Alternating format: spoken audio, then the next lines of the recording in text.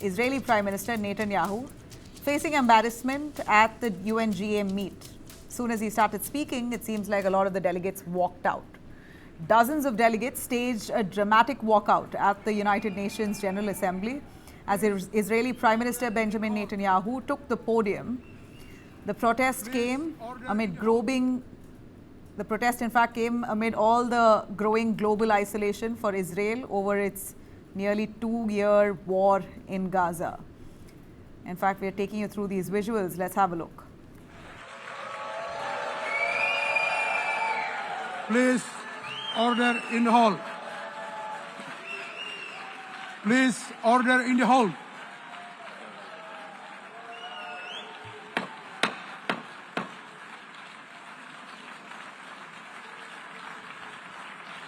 Please, order in the hall. We heard boos and jeering that was echoing in the hall. As Netanyahu was just about to speak, we saw many of them decided to stage that walkout. Now, Netanyahu faces the International Criminal Court arrest warrant as well for alleged war crimes. But yet he vows that he will finish the job.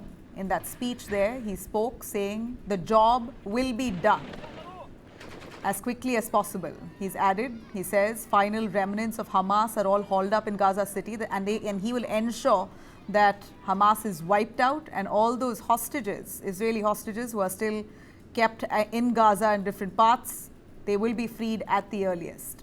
In fact, Benjamin Netanyahu very specifically stressed on the fact that allowing for a Palestinian state or countries supporting for a Palestinian state only would mean, and a message that would be sent out is that it's okay to kill the Jews. This is what he said extensively in his speech.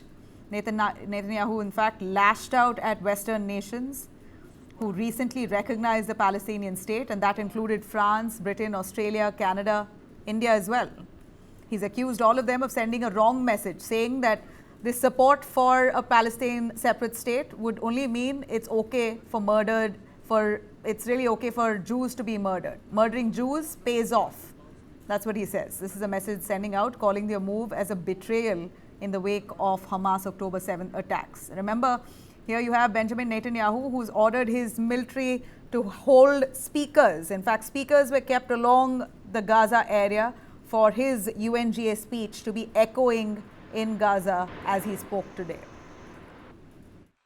This week, the leaders of France, Britain, Australia, Canada, and other countries unconditionally recognized a Palestinian state.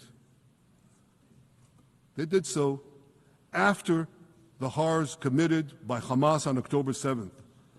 Horrors praised on that day by nearly 90% of the Palestinian population. You know what message the leaders who recognized the Palestinian state this week sent to the Palestinians? It's a very clear message. Murdering Jews pays off.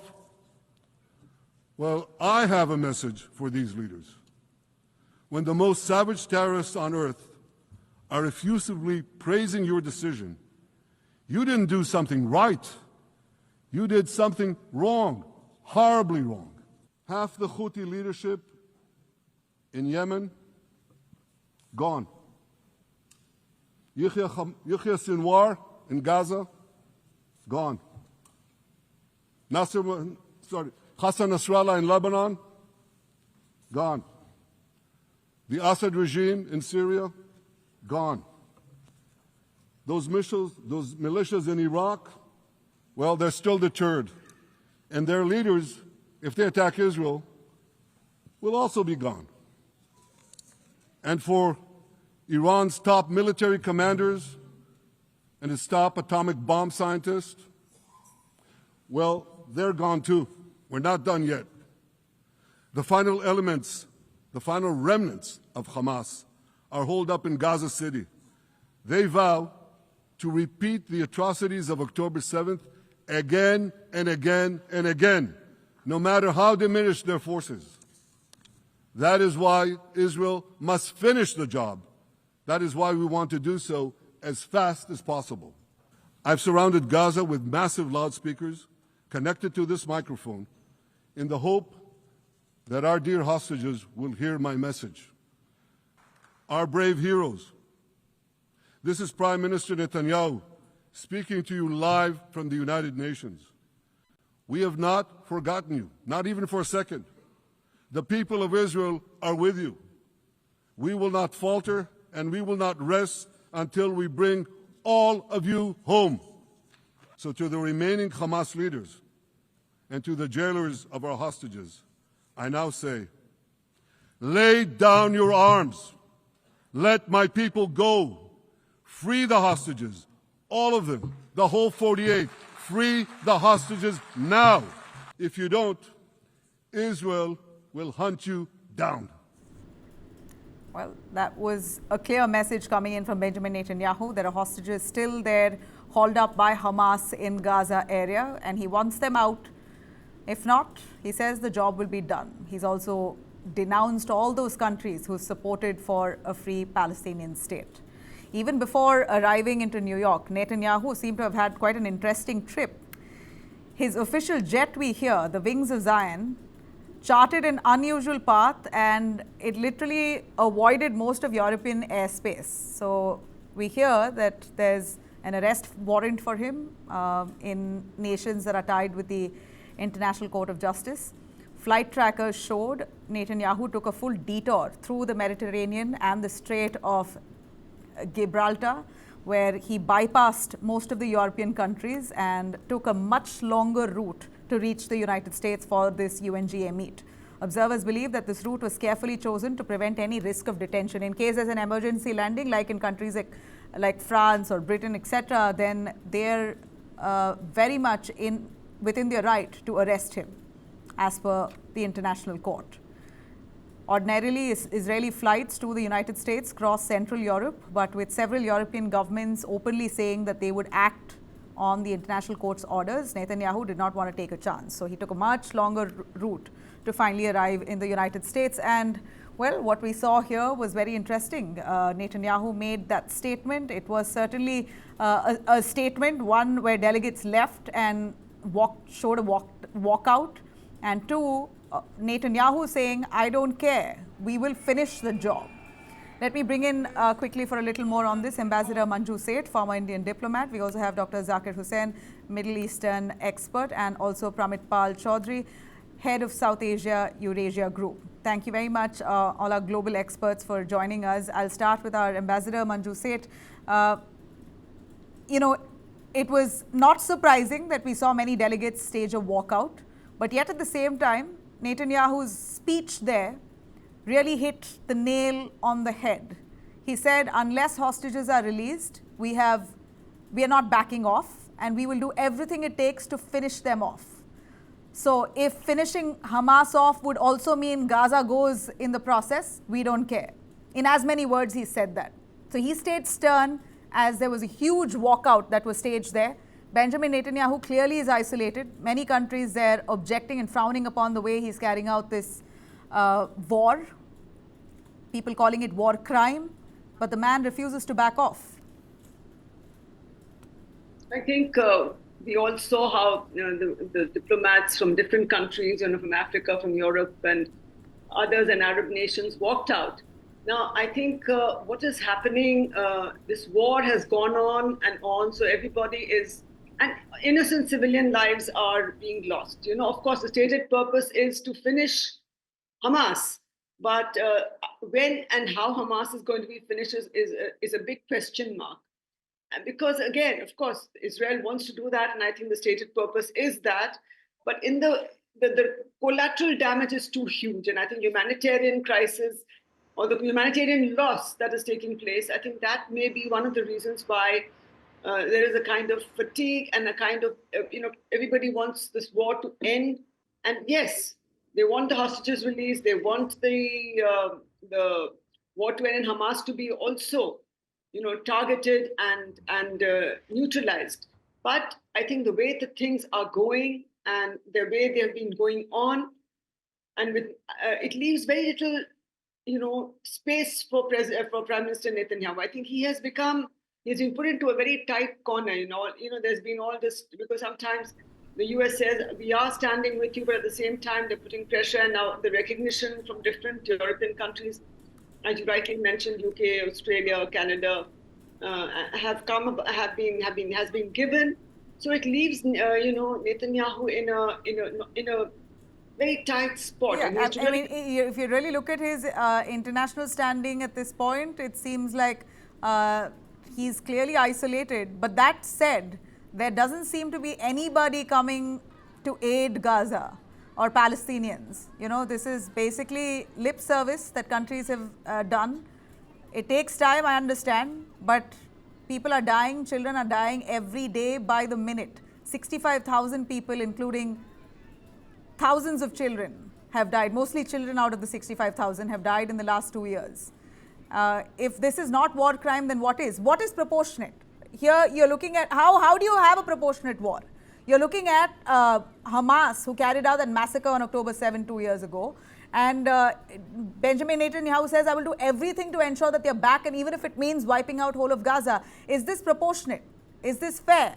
And can you also blame Benjamin Netanyahu for doing what he's doing, because he still has 43 of his citizens still hauled up in Gaza by Hamas?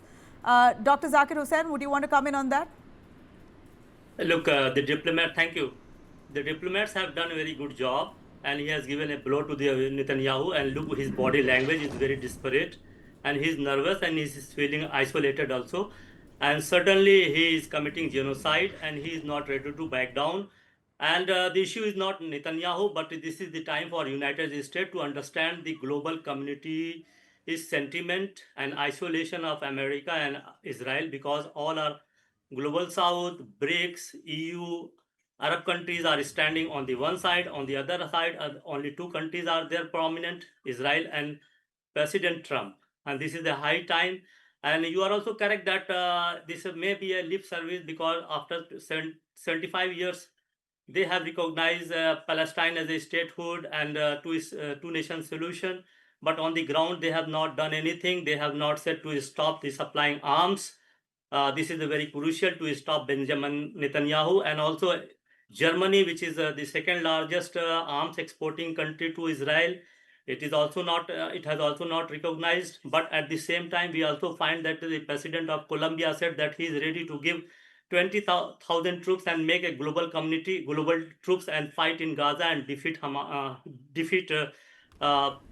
Netanyahu's government idea forces. And this shows that the world, apart from those who are interested to continue the war, is in anger, and we have to wage the relentless war against Netanyahu, and ICC but who is must going to be given wage the right. war?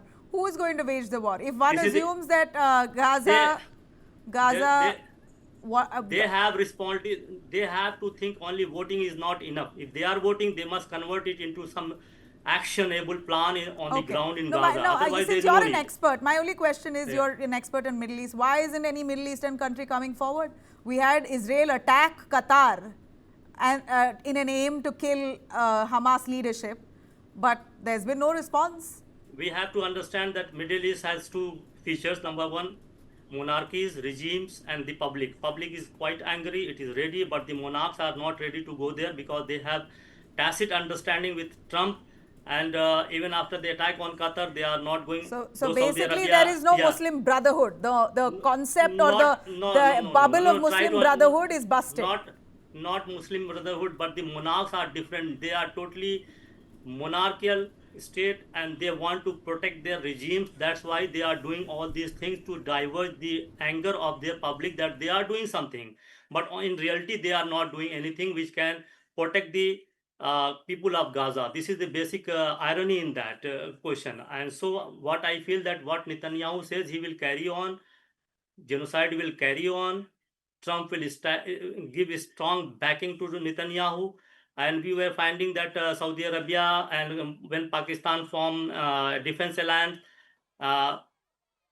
President Trump has been successful to divide the Qatar and UAE to don't join this. Another, when he met the 9 or 8 Muslim leaders in a separate meeting, he said that gradually and slowly Israeli forces will go back, and immediately there was a response from Netanyahu that we will finish the job. That it means that President Trump is also trapped in some I don't know. sort of, I just feel yeah. somehow that the world is giving too much credit to the United States. Is it all to do with Not the United credit. States? It's not credit. It's a blame. No, I'm saying His- there's his- too his much idea- credit his- going to the United States, that United States, because of United States, Nobody Middle has- Eastern countries are not getting involved. Because of United States, Because it's a matter Israel of, is feeling it more is a emboldened. matter of army. No country is daring to send army.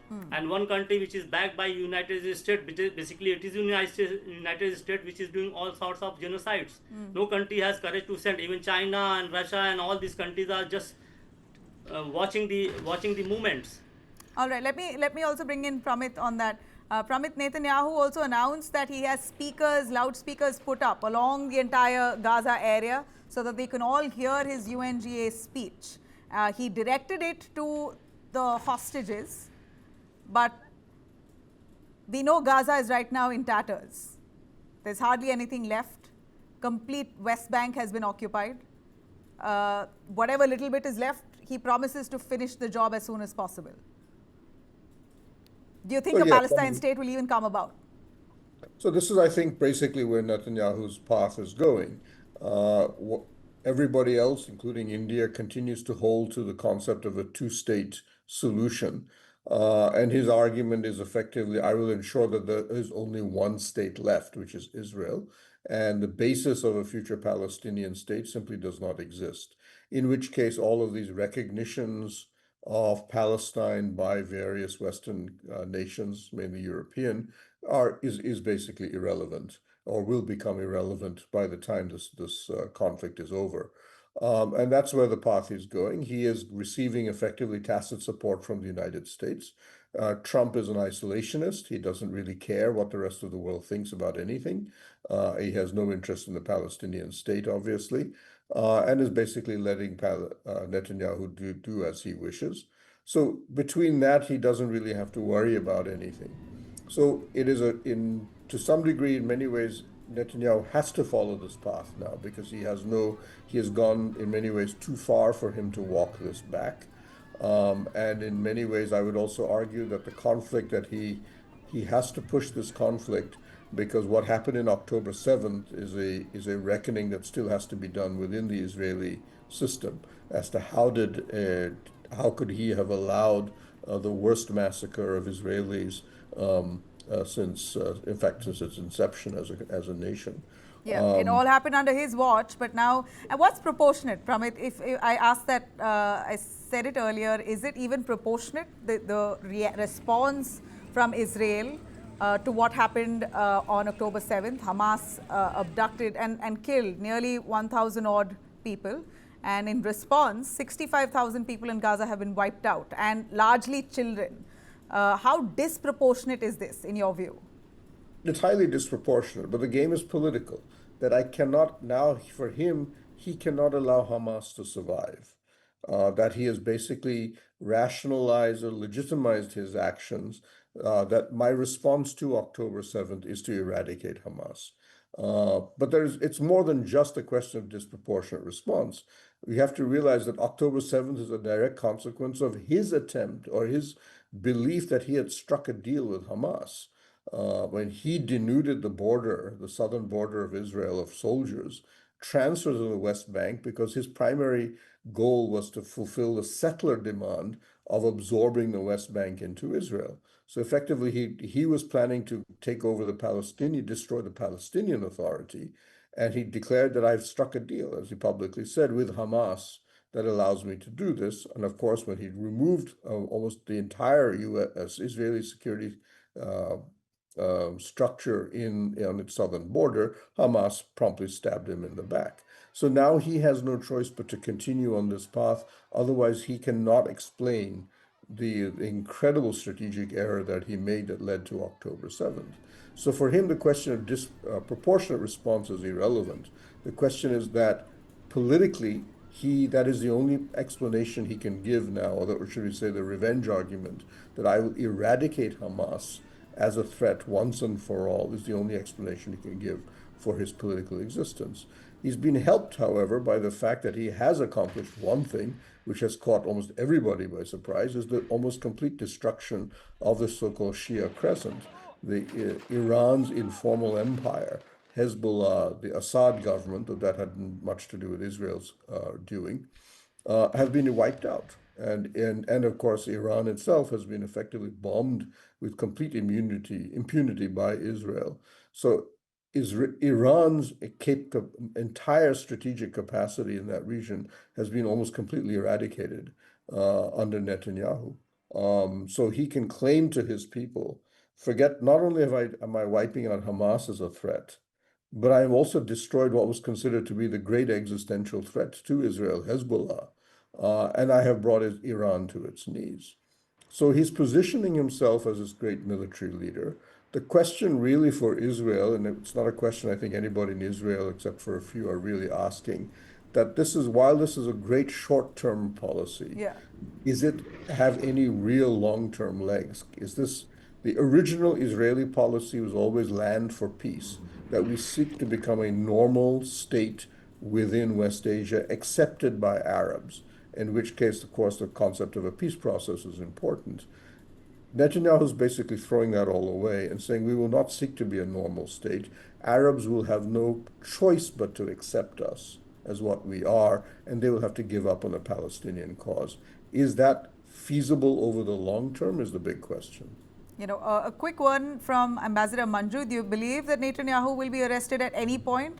The International Court has issued an arrest warrant. Many countries, mostly European countries. He took a full detour before going to the US, took a longer route so that by chance he has to emergency land in any of the European countries, he could likely be arrested. A quick word and a final one on how does that work? Are they allowed to shoot his plane? No, I don't think they're allowed to shoot his plane, but if he enters their country, yes, they're obliged to arrest him. All those who are members of the ICC. So I think they would have to. So he cannot afford, as you very rightly said, he's flying, overflying, but if in case he needs to land, then they will arrest him. I think that is something. So he would like to avoid that, and that's the only option that they have. You can't shoot the plane. Normally not. But you never know in these uncertain times which country would react in what way, because the way things are changing every minute, literally, and there's a new unexpected event takes place and something else happens every minute, I think, literally. So yeah, and if Netanyahu has decided to cross all barriers, then why wouldn't anyone else? Final word, Zakir, you were nodding your head. No, I don't think these European countries would have arrested him, because two-nation theory, two-nation solution is just to save Israel, because Netanyahu is shifting the Palestinian issue to the generation, and they want a very secure place for Israel, for genocide, Zionist agenda to remain Israel there. And that's why they are talking that about two-state solution is the solution. I don't think this is the right time. And they would have not arrested, and they don't have defined what is two-state solution. Neither they are talking about territory, nor constitution, nor any right. But from whatever I gather from all of you here, then what I understand is that there's nobody stopping the Israeli force right now. America is there. Until America is tamed, nobody is going to stop Netanyahu. And that's far from